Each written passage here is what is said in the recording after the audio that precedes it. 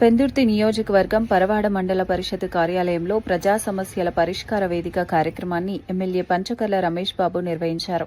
ఈ కార్యక్రమంలో మండలంలోని పలు గ్రామాలకు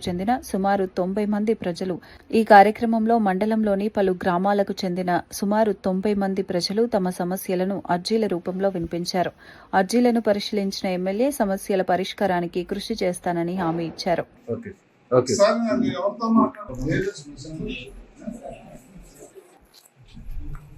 ఓకే సార్.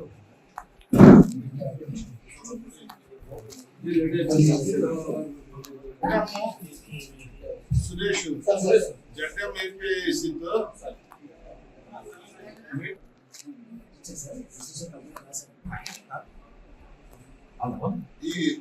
ఈ ప్రజా దర్బారు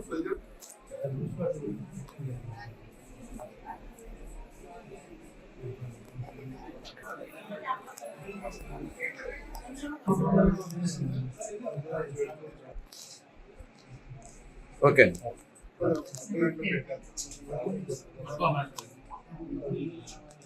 okay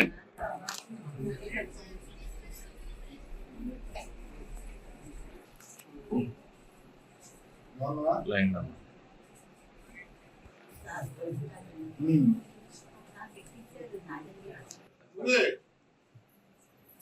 okay sir.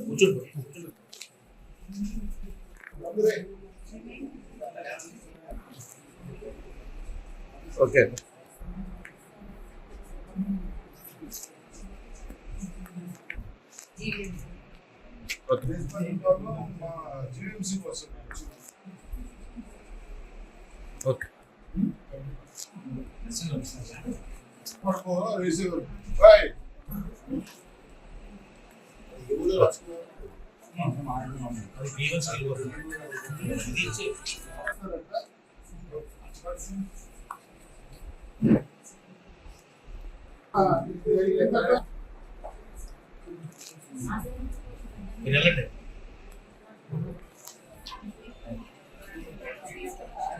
Okay sir.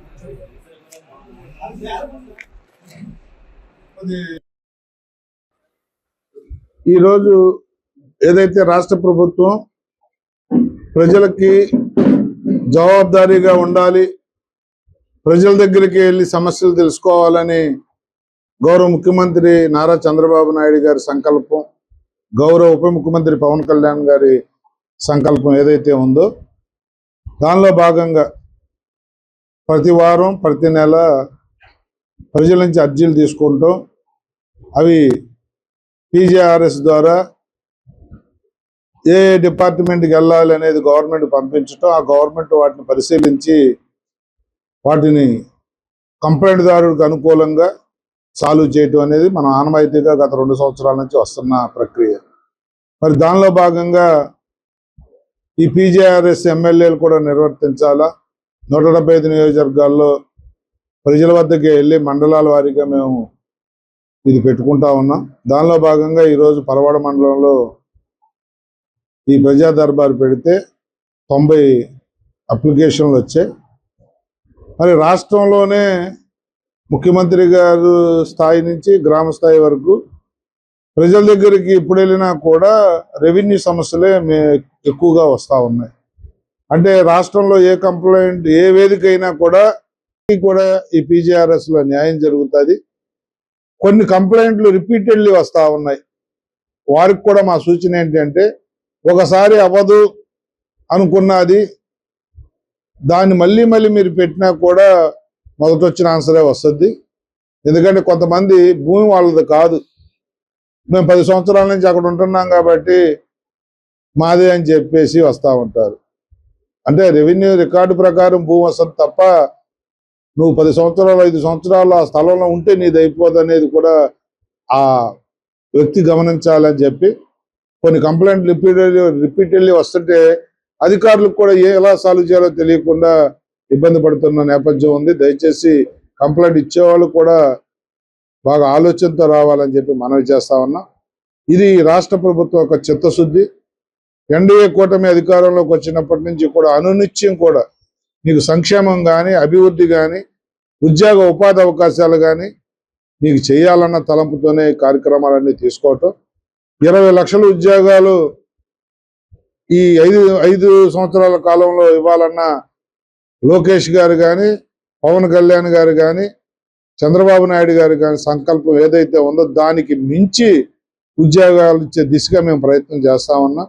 మనకు దగ్గరకు వస్తున్న పరిశ్రమలు కానీ, ఐటీ కంపెనీలు కానీ అన్నిట్లో కూడా మనకి ఈ ప్రాంతం వాళ్ళకే టాప్ ప్రయారిటీ ఇస్తామని కూడా నిన్న గూగుల్ మీటింగ్లో కూడా భూమి పూజ కార్యక్రమంలో కూడా ముఖ్యమంత్రి గారు చెప్పడం జరిగింది.